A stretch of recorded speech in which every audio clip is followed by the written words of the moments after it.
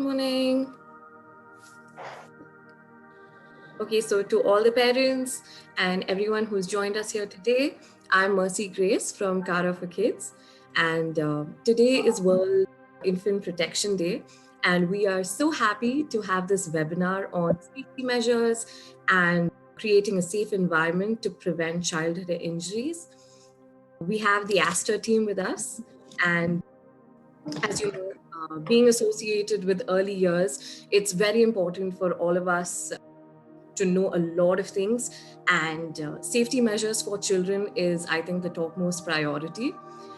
It's the most basic task, it's the basic requirement, and without a sense of safety, no growth can take place. So here we have with us Vibhu. I'd like to hand it over to her and she will take this forward. Hi all, I'm Vibhu from marketing team of Aster CMI Hospital. Today's session will be taken by Dr. Chetan Girigiri. He is the lead consultant for Department of Pediatrics in Aster CMI Hospital. He has done his graduation from Jawaharlal Institute of Postgraduate Medical Education and Research, or JIPMER, and post-graduation from PGI Chandigarh. He is also the author of the book Playful and Ultimate Guide to Child Safety. So today he will be talking to you all on measures. And if you have any questions, you can post them on the chat box. We'll be answering to the questions after the session is over. It's over to you. Hi, good morning, everyone. And on this Infant Protection Day, thank you, Kara, for letting us reach out to all the parents and kind of educate and make people aware about what is the current status of injury prevention in India, and as parents, what responsibility we carry towards our children and the future generations. Kara has been one of the organizations which has been kind of very early adopters of the safety initiative that we took, and all the teachers are kind of basic life support trained. I have been to all their 4 campuses within Bangalore and new ones which will be coming up soon, and most of those campuses are have kept in mind the needs of the child as such, and with a very primary focus onto the safety. So what I'm going to try and do today is to kind of open up and fine-tune your sixth sense when it comes to safety of children, and that would mean as adults we take full responsibility for the safety of our children. So it will be a kind of slide presentation for around 30-35 minutes, and then the remaining 15-20 minutes I would like to spend answering specific questions which you may have faced and situations you have faced, and also some sharing which can go on, which is the basis for the presentations we have developed over the years as such. So you're able to see the slide deck now? Yes, doctor, we can see it. Yeah, thank you so much. So child safety is a new public health problem, because the reason why we call it a public health problem is that, one, it is very predictable and preventable, and then the children themselves cannot be blamed for all that injury that they face in their immediate environment, be it the homes, be it the schools, and outdoor activities whenever they carry out that. So I'm Dr. Chetan. I work in the children's ICU at Aster CMI Hospital, and my special interest is predominantly transplant intensive care, trauma, healthcare economics. But one pain point which remains in our day-to-day work is that we see children coming to us with freak accidents which could have been completely avoided if we as adults could have been there watching them and making sure that the immediate surroundings which they are in is safe for them to explore, to play, and to have fun. So this is what is my daily work. Every day morning, my phone rings at 6 o'clock, and then we, the team in the ICU, just updates me about children in the ICU. There is one child who got in yesterday night with dengue. There is a child who has got liver failure and is waiting for his liver transplant. There is a child who's undergoing a heart surgery today.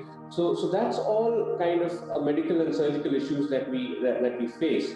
But what upsets us early in the morning is somebody who has consumed a toilet cleaner while playing with it in the bathroom, or has hurt himself, a scalding burns just because a hot vessel of sambar fell onto them, or a teacup which they hurt themselves with, or fall from a high-rise building just because the parents were not watchful of the child in the balcony climbing onto the chair and then toppling over.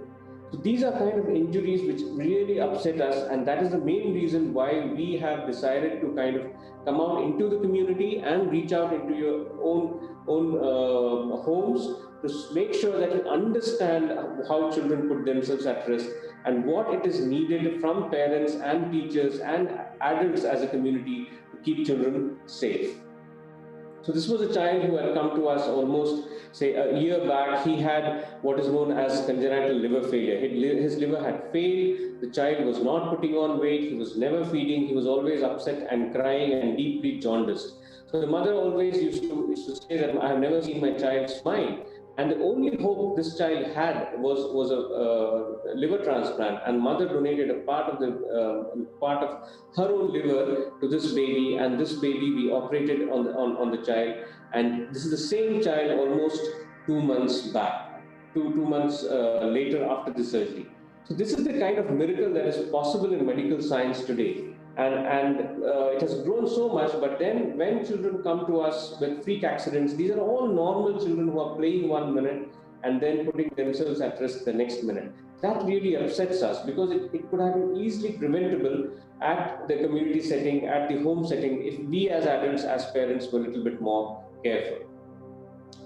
So if you think the magnitude of problem, why do we have an infant protection day? Why do you think we need to kind of make children aware about these things? And if you think that the problem is not so big, let me share the data which has come out only last year.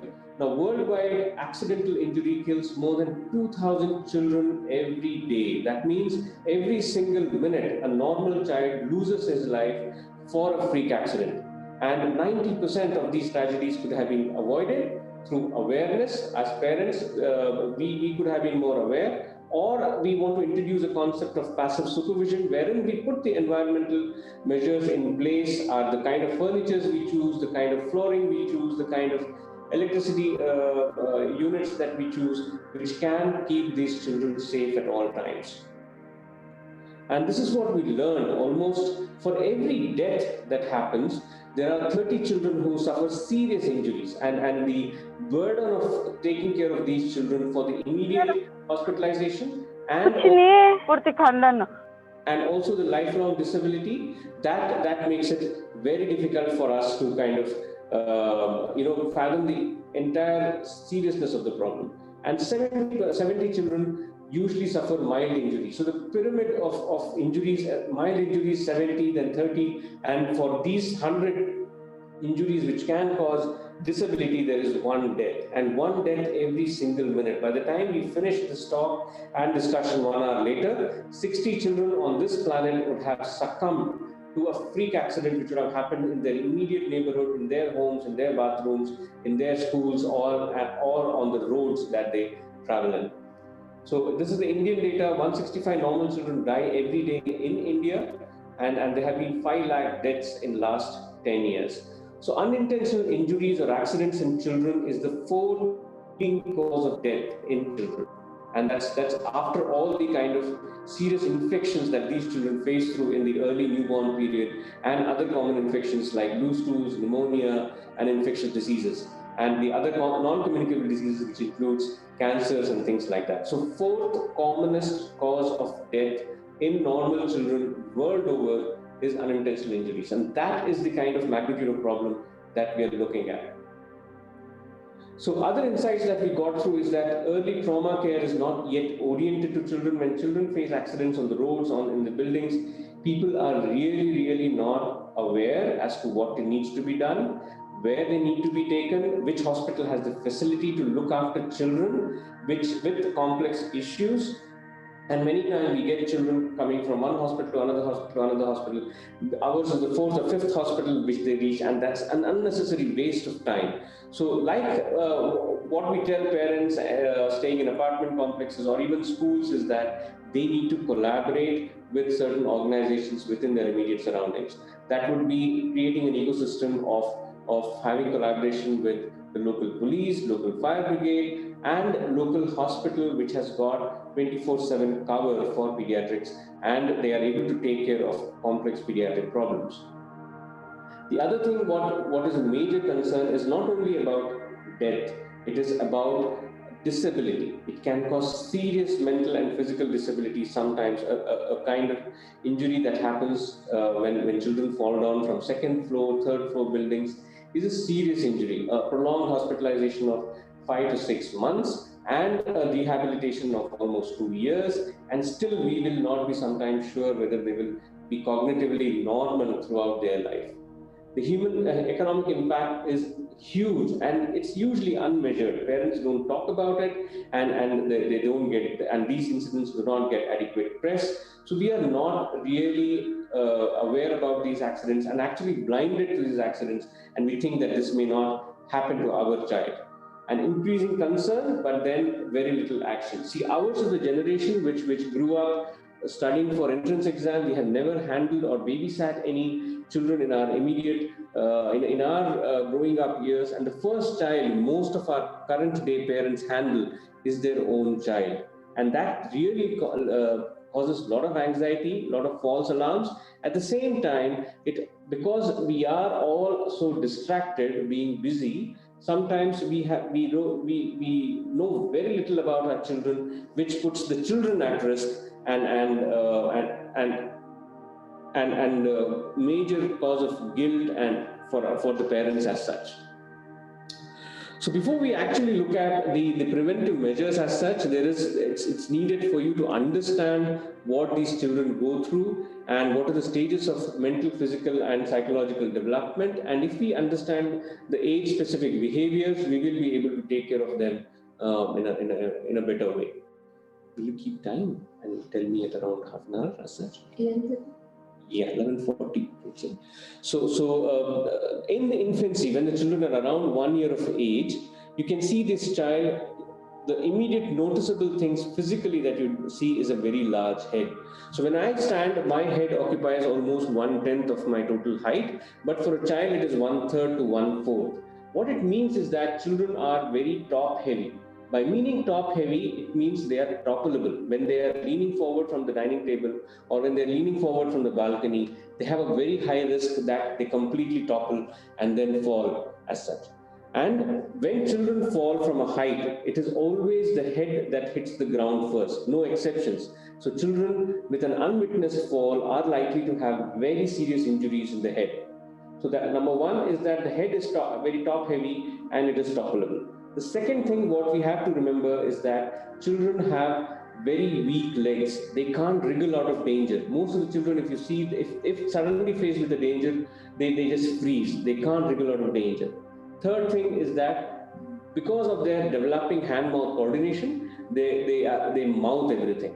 And they are first, because they are at the level of the ground, they are able to see a simple lint of dust or a shiny pin or a button battery, which is not very clearly visible to us, but they are able to see it, they are able to pick it, and they are able to put it in their mouth.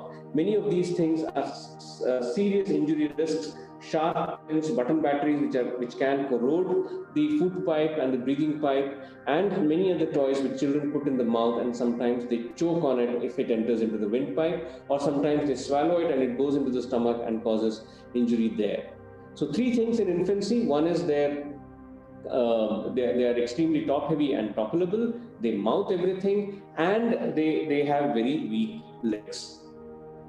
The next stage is the stage of curiosity. Now, toddlers are like little scientists. When the moment they start running around and walking, the risk factor doubles. Humans are one of the species in the animal kingdom where the newborns don't immediately get born and start walking, because nature also realizes that children are kind of the children of humans need that much time to get used to the parents, and parents need at least 9 months to 1 year before the children start mobilizing and to understand their own children. So at this age, children are like little scientists.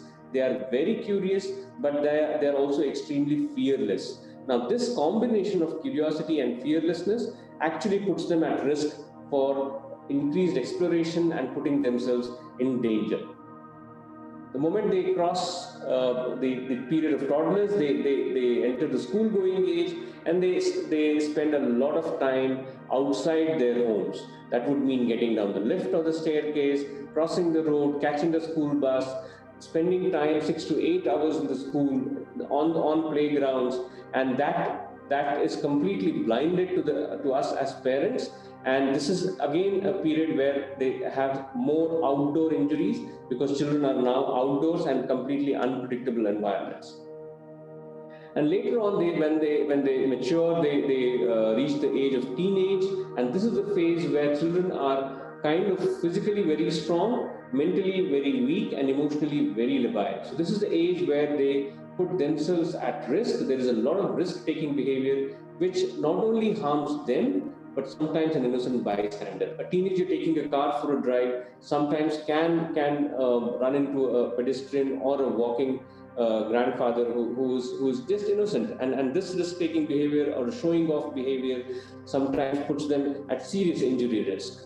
So what are these kind of risks? We will discuss it as we go along in the presentation over the coming slides.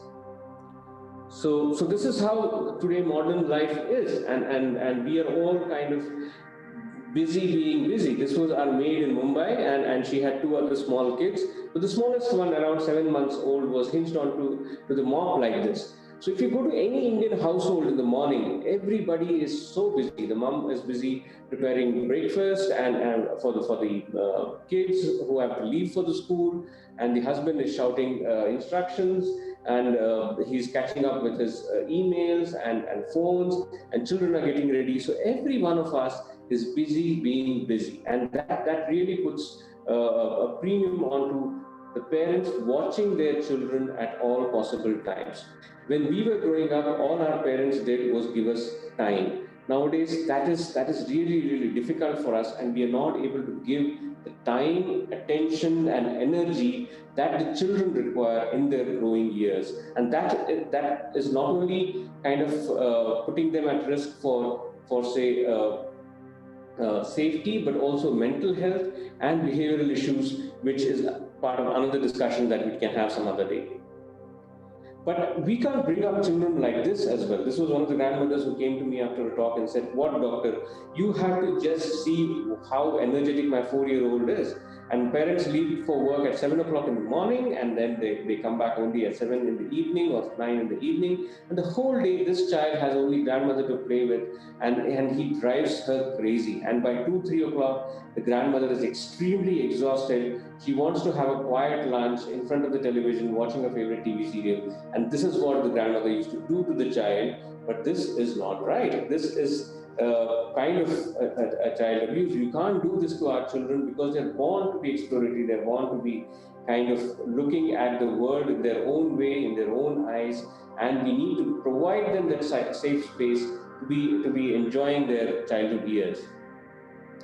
So why are children more prone for accidents? We discussed that they're too young physically and mentally. Second is lack of insight. Now, children, even if they hurt themselves and we feel that they have learned their lesson, they would not have. So recently we had a child who, because of the IPL season, they are playing on the streets because streets are empty because of the lockdowns, and cities are slowly getting back to normal. So this child was playing gully cricket, and the ball went onto the main road where he ran and got hit by an auto. So this child had fractures on both his legs, required surgery, and was undergoing physical rehabilitation. And at the time of discharge, after around 2 weeks, so our physiotherapist asked, so Manju, next time the ball goes on the road, what will you do? So this innocent child told, next time I will not go, but I will send my little sister. That is the kind of insight that these children have. They have complete lack of insight. Even if they are kind of have had serious injuries before, they are not going to learn their lessons. So it is all the more important that we take responsibility. Children, as you all know, will have tunnel vision. If you have seen the peripheral vision of a child, it is only 70 to 90 degrees. So they have very poor judgment of space, of the surface on which they are walking and running, of things coming from the sides. So that's why if you see any toddler running in the park, you are sure that he's going to bump into other children doing similar things or things, obstacles on the way. So children are very young physically and mentally. They have complete lack of insight, they have tunnel vision and very poor judgment of space and speed and the surface on which they are moving about. So today, as we kind of, on this Infant Protection Day, I tell parents, I invite parents to look at safety as a predominant feature into their life. We say that parents provide 3 L's to their children. That is learning, love, and laughter. But then today we are adding a dimension of S, that is safety, for this, for you to understand, be aware, and make your immediate surroundings baby-proofed. So these are the target areas. Let's start from home and backyard. That's where the children spend at least the first formative 3 to 4 years of their life, and then we'll go on to other areas in the immediate neighborhood.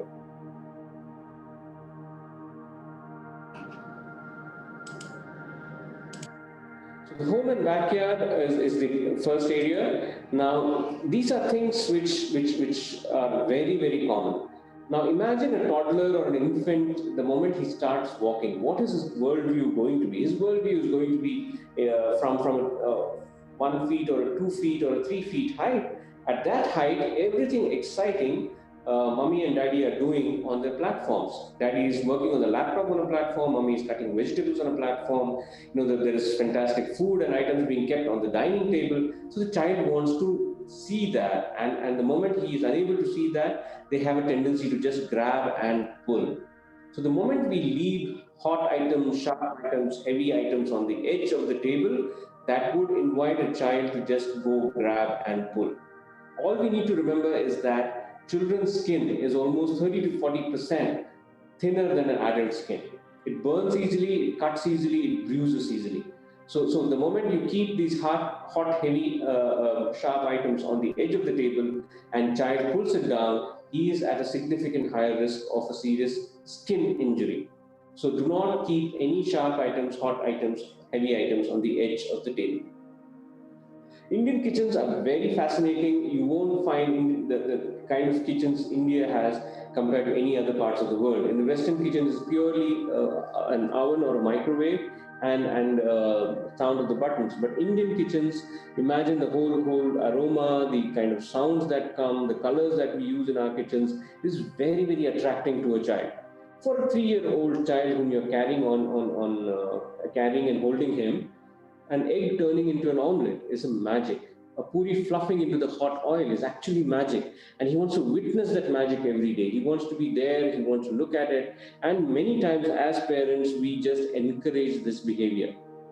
And the next time mommy goes out of the kitchen, the young one will try out something or put his hand into the hot oil or move the vessel onto the stove, which will carry hot water to hot food, and that can cause serious burns, injuries that we witness in our ICUs on a weekly or on a monthly basis. So avoid role play inside kitchen. It is very, very dangerous. The other common thing that we tell parents to do is to turn all the vessels with long handles. The long handles need to be turned towards the wall, so that when children are kind of running around in the kitchen, will have a tendency to grab and pull. But then with the handles turned towards the wall, they won't have the tendency and do not bring all this hot vessel and the hot food inside those vessels onto themselves. The next common place of accidents in children is drowning accidents when children are kind of being given bath. So what we tell parents is that when you are getting children ready for bath, take everything that you need for the bath, be it soap, towel, shampoo. Do not ever leave a child unattended in the bathroom, because this child will slip, and even 1 inch of water is enough to drown a small baby if he falls face down.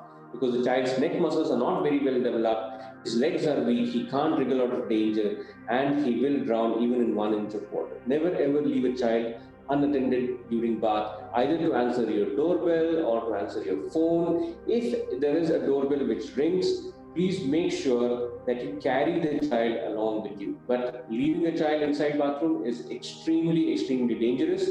Do not give free access to children less than 6 years to a bathroom. It should be latched, and absolutely children less than 3 years not allowed inside bathroom alone. Bucket drownings are the commonest cause of drownings world over. So because many times in our homes the water supply is intermittent, we do have the storage containers, especially buckets and big drums, we store with water and then allow children to come in. But when children are playing with this kind of a half-filled bucket, they're able to see their reflection, they enjoy playing with water, they reach out, and because of the large head that you see here, the child can topple with the head down and drown. So empty all buckets and keep it inverted and latch the bathroom door. No free access to children to the bathrooms as such. Electrical appliances are there all around our houses. So the common thing what we tell parents is that whenever you're using an electrical appliance, after use, switch off and unplug and keep all these electrical appliances out of reach. Because as parents, the commonest thing that we teach children in the first, as soon as they become a little bit aware, is on off of the switch. Even a child who is 9-month-old knows that if he presses the switch on, the light will come on, the fan will start rotating. So he knows the function of this on-off switch. So it's very important whenever you have dangerous electrical equipments in our house, like this iron box, or a vacuum cleaner, or a laptop with long cords, you switch off, unplug, and keep all these electrical appliances out of reach. So these low-lying plug points are a recent phenomenon. It's a Western phenomenon. It is mainly because in the West, they use wall-to-wall carpets. They want to hide these wires. And a child who can crawl at 9 months is able to reach these low-lying switches. The water is there in that. So make sure that the plug points are never low-lying as such, because a crawling child can reach these plug points and then put his little finger inside and then hurt himself.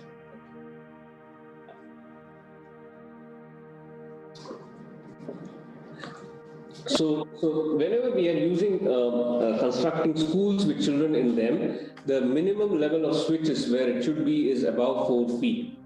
Anything below 4 feet, children will get access to that. And whenever there are low-lying switches, if you are going to a rented house, whenever these low-lying switches are there, you need to make sure that these switches are covered by a very heavy furniture, so that children don't get free access to these low-lying switches as such.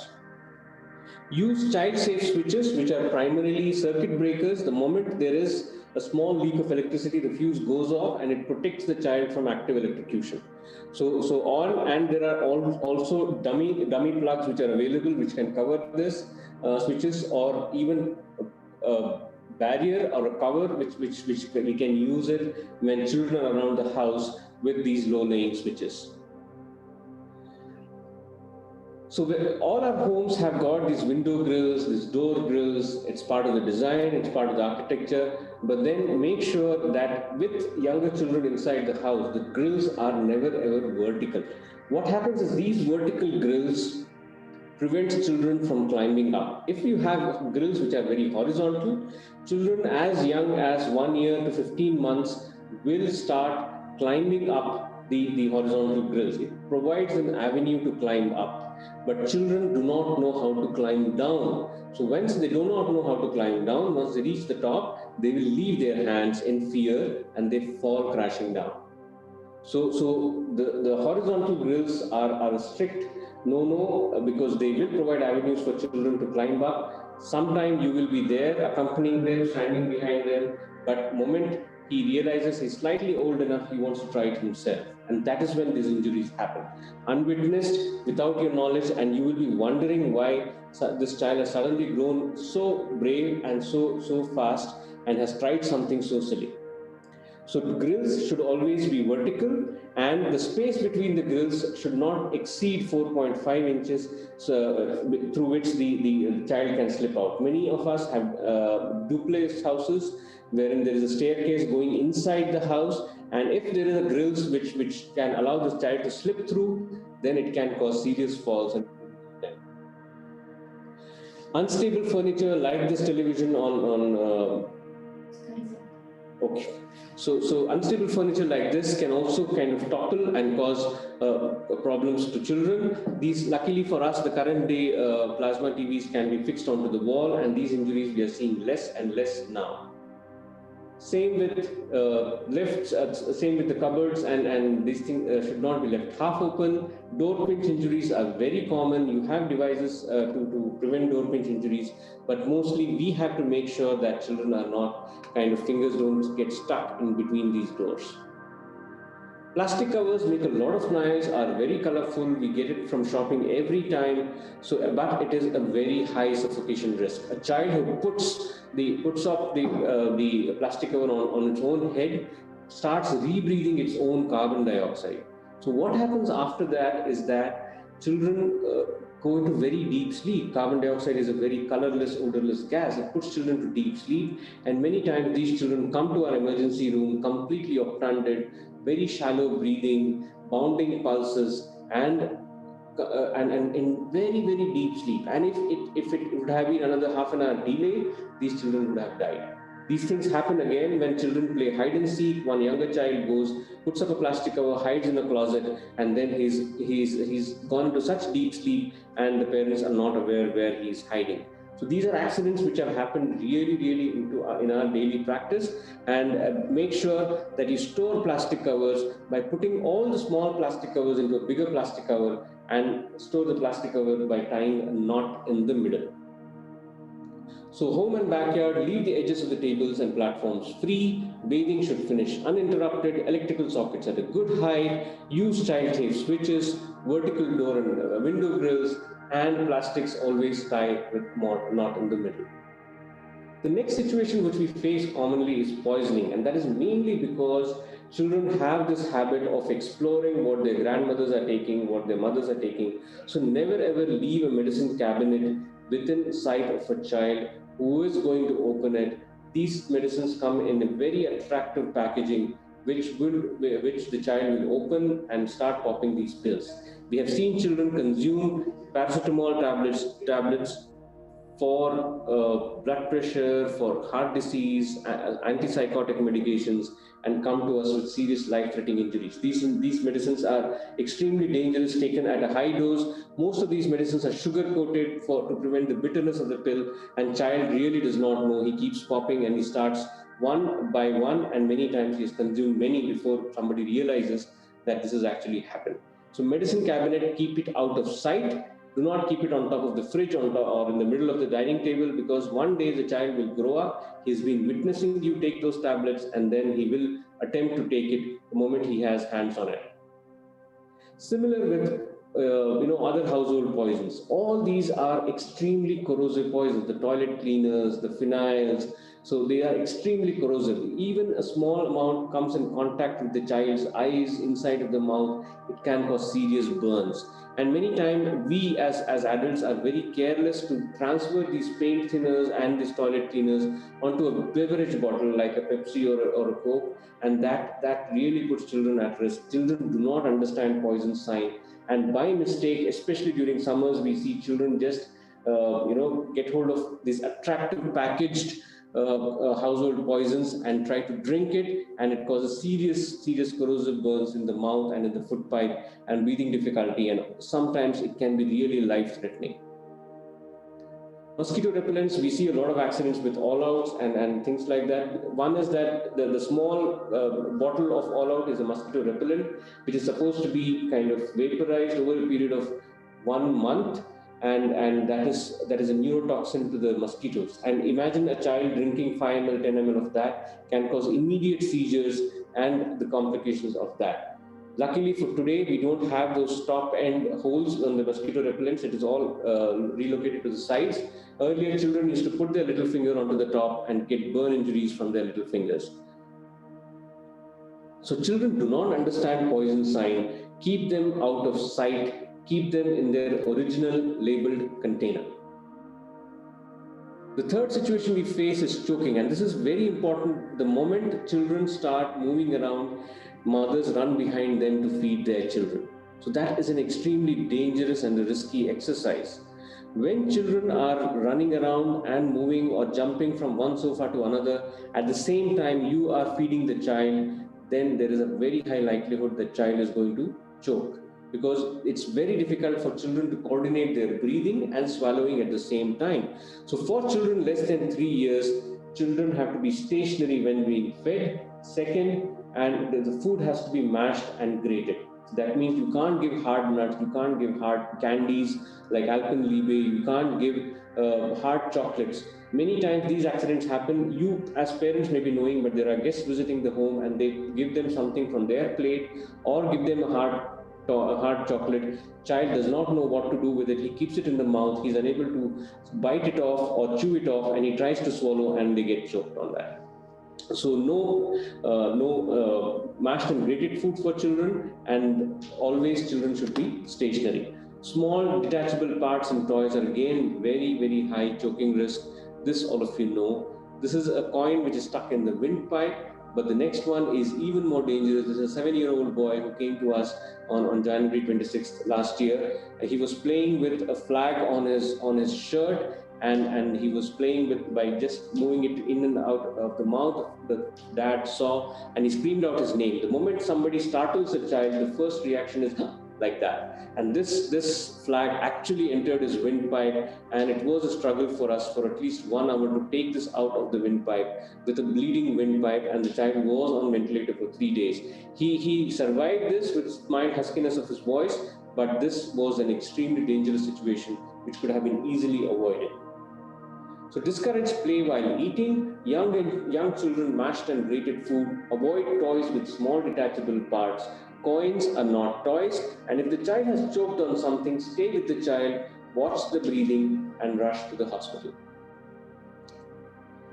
With regard to pool and water bodies, water excites children. There are pools all around our apartment complexes. Many of them are not fenced, and these attract children and can cause a serious drowning risk. So many parents ask us, when do you start teaching swimming to a child? So the recommendation from Pediatric Society is that till 4 years, do not introduce swimming to your child.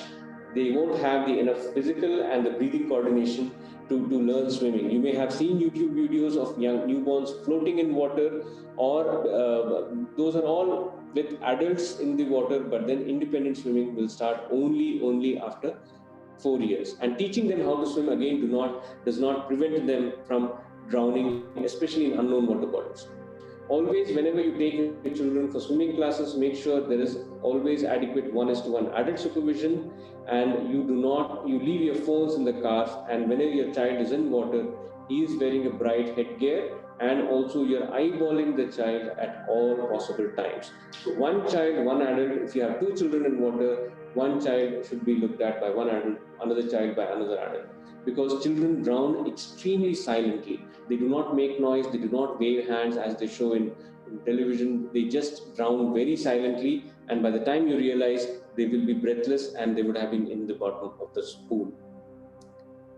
Road traffic and vehicles, this we know. Children, again, as we discussed, if you're walking your child onto the on the footpath, always ensure that the child is on the side of the footpath and not on the side of the road like this, because this is a blind spot for a bus or a truck driver, and whenever there are motorbikes overtaking from the left, they can children as pedestrians can get hit by that. This is how we traveled in schools. Ensure the safe transportation from schools. I'm sure Kara has got very safe schooling transportation, and make sure that it is not overcrowded. Every child in the bus gets a seat. Nobody is standing in the bus. So don't leave your keys in the car like that. The most common accident, again, we see with small children around is the accident when cars run over children, especially while reversing.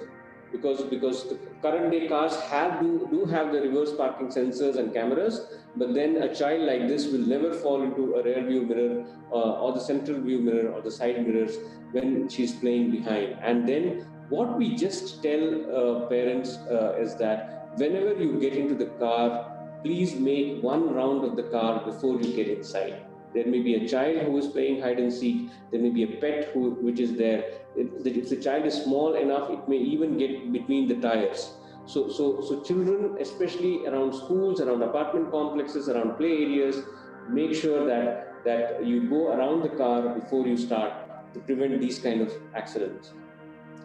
Whenever you pick up a child from the school bus, always make sure that they get down on the side of the footpath. You pick your child, you bring the child to the footpath and hold the child's hand till the bus has left out of sight. Many times children run behind the bus because their friends inside the bus are kind of screaming, "Oh, you left your pencil box," and then the child runs behind the bus. And sometimes it may fall into the blind spot of the doctor, of the driver and the caretaker, and children can come onto the bus as such. So whenever you go to pick up your children onto the bus, make sure you bring them out, you hold their hand, go to the footpath, wait till the bus is out of sight. So be role models to your children on the road, at the crossing, and behind the wheel as such. Insist on safe transportation from school authorities. Get on and off the footpath sides. Never open the car doors on the side of the traffic. Drive slowly around schools and parks, and get around the car once before you start. Games and play areas, again, we have to make sure, Kara does it, I know that for sure, the sanitization of the play equipments, the safety of the play equipments, and the regular service of the play equipments, and replacement of toys and things in their own play areas which have got damaged.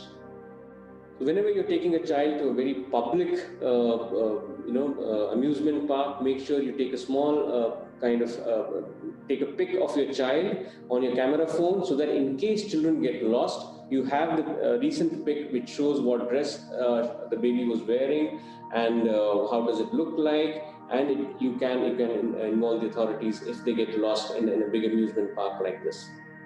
And whenever you're going to a nature resort, again, we tell children, if you're going to a nature resort with a lot of wildlife, avoid wearing bright clothes. But if you're going to a nature resort without wild animals as such, it is always a good idea to wear bright clothes, because that would, in case a child gets lost, and even during the aerial survey, these bright clothes stand out. That would mean bright fluorescent pink, fluorescent yellow, and not very dull colors like green, brown, and black, because they will get lost in a forest scenario when children do get lost in the forests. Burns, again, as we told, the Diwali is coming. This is the season where, luckily this year, we have had a ban on crackers. But every Diwali, the three departments which are extremely busy in hospitals are pediatrics, plastic surgery, and ophthalmology. So we get a lot of eye injuries, a lot of burn injuries with crackers. And model safe behavior around fires, around crackers. And children don't do what you say, they always do what you do, and they're observing you. And if you are not if you do not model your behavior, safe behavior around fires, they will follow the same things. Similarly, do not ever hold a hot cup of tea with carrying a child. That is extremely dangerous. A hot tea falling into the skin of the child can cause serious scalding injuries. With pets, the risk is that pets perceive children as threats, because children play with their food, they pull their tail, many children do not know how to handle pets. So there is an unintentional bite which the pet does when children are around the pets. Things like these, putting earbuds into ears, is extremely dangerous. And the old rituals in some places in Tamil Nadu are kind of towards putting oil into the ears, nose, and mouth of the child weekly. That is an extremely dangerous practice. It was practiced earlier, nowadays it has come down. So the message of the whole talk is that children mimic adults in safe and unsafe behavior. And whatever we say, it doesn't matter. what we do, what role modeling we show our children, that is exactly what the children are going to follow. So if we are unsafe in our behaviors around traffic, while driving, while being careless in leaving things as is, then children will follow the same behavior and they will hurt themselves. And some of these injuries can prove really costly. So what can we do as adults? First, let's accept the responsibility that it is us who need to be more careful, and we take complete responsibility to keep the young children safe. Get rid of the danger or block access to the danger. We discussed example of leftover, say, paint thinner, just discard it. It never gets used again. Block access to the danger. Cover your low-lying switches with heavy furniture. Change the hazard so that it is not so dangerous. If there is a ladder which is standing up against the wall, make sure it is kept flat so that the child doesn't get an avenue to climb.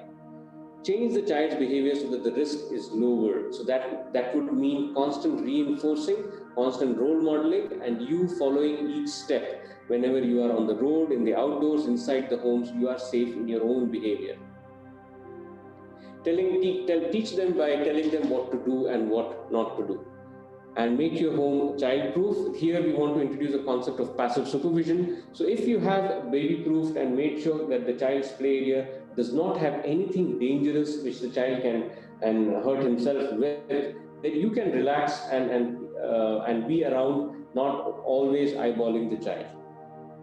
Do not multitask while feeding. It is an extremely significant choking risk. Adult supervision 1:1 around water bodies. Very important to prevent drowning. Be good role models on the road. If you are jumping signals, if you are jaywalking, you take it in writing that your child is going to follow the same kind of behavior. Have emergency phone numbers with you about the hospitals and doctors who deal with children, the hospitals which have children's ICU, emergency, trauma care, and a team which can address complex problems should the need arise. But the idea of today's talk is not about that. It is about preventing these accidents from happening. Always do the things safe way yourself. And finally, if children are doing something dangerous, that is not the time for long speeches. Do not kind of engage children with retribution and telling them the punishment if they do. Just pick them up and put them to safety. So this is what Louis Pasteur had to say about children. I admire you for what you are today. You are so naive, you are so innocent, and I respect you for what you will be tomorrow. So each child, our children are born with immense potential to be next, whatever they want to be. And it is very unfair and unfortunate if that potential is not met, just because we as adults have not been careful enough to prevent them from succumbing to an injury. So before we wind up, this is the message: be the change, make the difference, be aware around children wherever you go. I would like to show you a small video from the team of Aster Pediatrics, which is a big multidisciplinary team of around 40 doctors in the Department of Pediatrics, taking care of pretty much everything anything complex which children deal with. So these are the emergency helpline numbers. This video is being recorded. You can write down those numbers, reach out to me with WhatsApp with small doubts anytime your child has hurt himself or put themselves in danger. But before we wind up, a small video which we wanted to show you, and then we will be open to questions.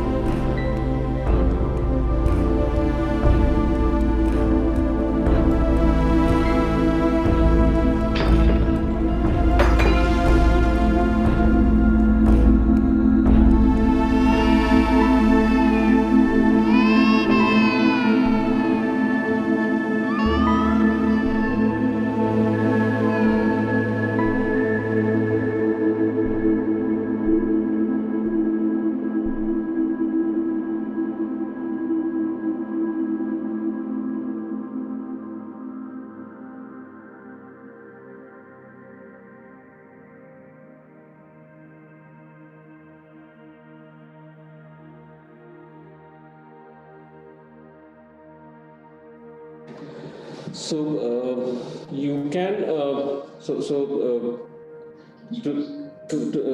huh? No, that's fine. This is okay. It's all right. So, for all the parents who are there, who are taking part, I see the list of questions. Most of it is has to do with first aid. That is, once the accident has happened, what needs to be done? If the child has choked on something, what needs to be done? Insect bite, what needs to be done? So, the message is that try and avoid it from happening, because many times there is very little we can do once things have happened.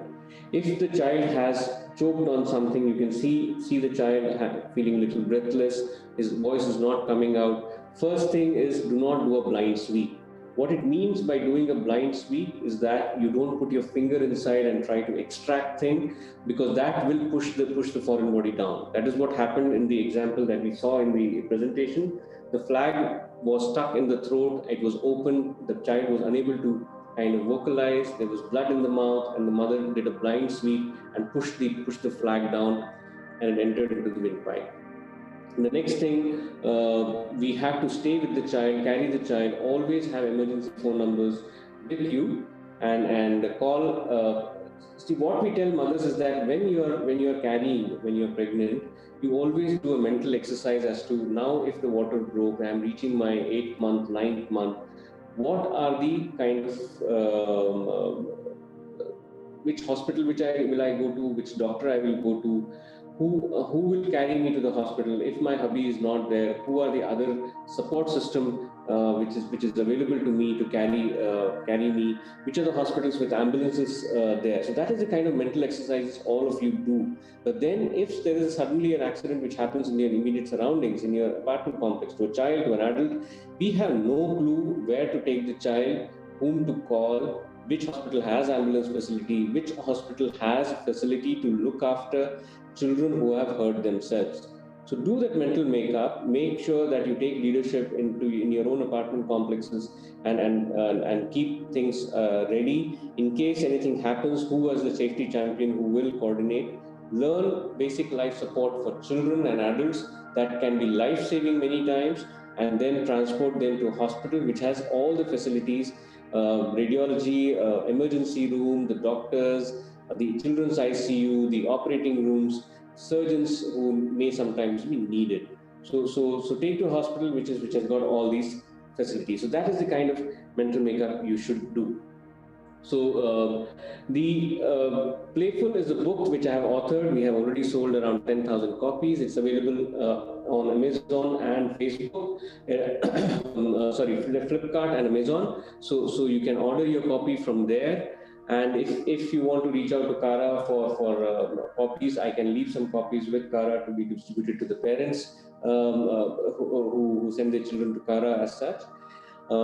We are coming up with a full series of blogs and videos which will cover each small aspect of child safety, a 3-minute capsules, and that should go live within a month's time, as such. And we would like you to educate yourself as well as any new parents among your colleagues, among your family, to make sure that, because today's generation, we are very distracted with WhatsApp and our immediate surroundings. It's very difficult for us to keep our eyesight and eyeball our children at all times. So it's very important that we baby-proof our homes and also understand the safety aspect.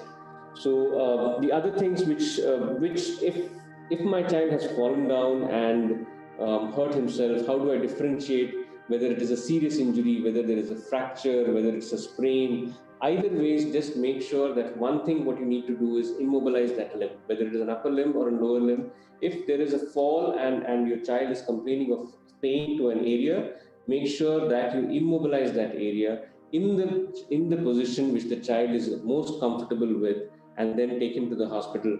You cannot distinguish between a fracture and a sprain right away, because swelling can happen and pain can happen in both those things. But if there is a definite deformity, as such, it is definitely a fracture which needs immediate reduction and medical and sometimes surgical help. The next question is, what to do if my child gets burned in the kitchen by scalding burns or cracker burns, which can happen. One common things which we tell parents is, do not apply anything other than water. plain water is enough to just cool the injury down. If there is a blister which develops, do not burst the blister, because that blister is, though it is made of dead skin, it will provide a barrier for the infection to enter into that wounded area. Do not apply things like toothpaste, ink, haldi, honey. All these things will prevent us from exactly finding out the exact depth of the burn that has happened. In today's science, again, the burn injuries, there is a lot of advancement which has happened. We are able to put something known as collagen dressing and amniotic skin graft, which will form an artificial skin covering the burnt area. And as soon as the normal skin grows over that, these artificial skin peels off. So it is not as traumatic and as painful as it used to be. So do not put anything on the burnt area. Just put plain water, cover it with clean cloth, and rush to the hospital. What to do in cases if the child has accidentally put anything inside the nose. So nose foreign bodies are again a little difficult to treat, because children do nose picking and sometimes put.